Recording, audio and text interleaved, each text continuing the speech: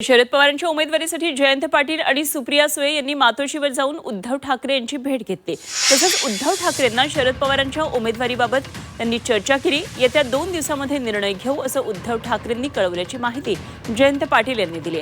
तसंच काँग्रेससोबतही चर्चा सुरू असून त्यांना आमची भूमिका कळवल्याचं जयंत पाटील यांनी म्हटलंय। आणि या संदर्भात आणखी सविस्तर तपशील आता जाणून घेऊया। आमचे प्रतिनिधी ओम देशमुख आपल्याबरोबर जोडले गेलेले आहेत। ओम, मवियामधून नेमकं राज्यसभेसाठी उमेदवारी कोणाला, सध्याचा हा अत्यंत महत्त्वाचा प्रश्न आहे। शरद पवारांचं नाव बहुधा निश्चित होईल असं एकंदरीत सध्याच्या वातावरणावरून वाटतंय। काय नेमकी सगळी रणनीती ठरती आहे? काय युबीटी आणि काँग्रेस यासाठी सहमती देईल का? काय चर्चा आहे? अनुपमा, खरं तर महाविकास आघाडीचे जनक असलेल्या शरद पवारांच्याच उमेदवारी संदर्भामध्ये 3 पक्षांमध्ये एकमत होत असल्याचं चित्र आज महाराष्ट्राच्या समोर आपल्याला पाहायला मिळतंय। शरद पवारांच्या राष्ट्रवादीकडनं शरद पवारांच्या उमेदवारी संदर्भात काल उद्धव ठाकरेंची भेट घेण्यात आली। जयंत पाटील आणि सुप्रिया सुळे, ज्या पद्धतीने तुम्ही आता सांगितलं की या 2 नेत्यांनी त्यांची भेट घेतली, त्यांची भूमिका स्पष्ट केली आणि काँग्रेसच्या संदर्भामध्ये सुद्धा त्यांनी आपल्या भूमिका ज्या आहेत त्या काँग्रेससमोर मांडल्याचं एकंदर चित्र आहे। परंतु महाविकास आघाडीमध्ये मात्र अजूनही शरद पवारांच्या भूमिकेबद्दल कुठलीही अधिकृतपणे सहमती होत नाही, हेच चित्र पाहायला मिळते।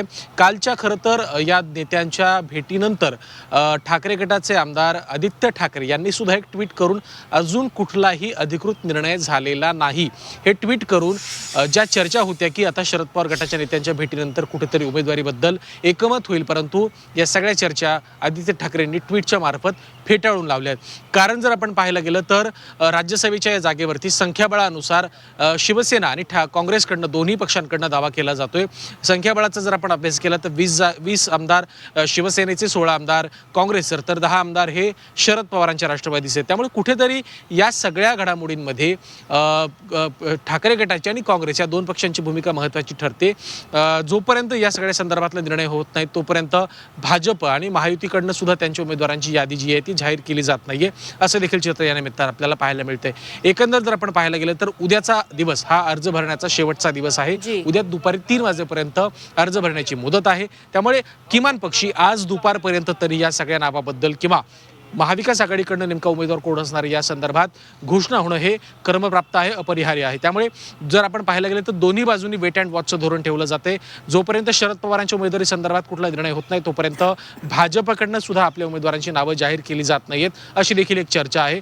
आणि जर यातला आणखीन एक महत्त्वाचा मुद्दा, जर या सगळ्या संदर्भात शरद पवारांना उमेदवारी दिली गेली नाही तर मात्र भाजप आपला 5वा उमेदवार निवडणुकीच्या रिंगणात उतरवू शकतो, अशा प्रकारची देखील माहिती आपल्याला सूत्रांकडून कळते। त्यामुळे जर शरद पवारांची उमेदवारी नाकारली गेली तर अर्थात 5व्या जागेसाठी निर्णायक आणि चुरशीची निवडणूक होईल आणि त्यासोबतच या पुढच्या निवडणुकांमध्ये राज्यसभा वगळता विधान परिषद आणि येऊ घातलेल्या पुढच्या काही स्थानिक स्वराज्य संस्थांच्या मार्फत जे आमदार निवडले जातात त्या विधान परिषद निवडणुकांमध्ये शरद पवार गटाची भूमिका काय असेल हे देखील स्पष्ट होणार आहे। त्यामुळे उद्याचा दिवस हा महाराष्ट्राच्या राजकारणासाठी महत्त्वाचा दिवस म्हणावा लागेल। त्यामुळे शरद पवारांच्या उमेदवारीच्या संदर्भामध्ये ठाकरे गट आणि काँग्रेस नेमकी काय भूमिका घेतोय आणि शरद पवारांच्याच एकंदर राज्यसभेबाबत नेमका काय निर्णय होतोय हे देखील पाहणं महत्त्वाचं आहे। अगदी या सगळ्या राजकीय घडामोडींवर जरूर लक्ष ठेवून राहा। ओम, वेळोवेळी आपल्याकडून आणखी माहिती जाणून घेत राहू। तुर्तास धन्यवाद दिलेल्या सगळ्या सविस्तर माहितीसाठी।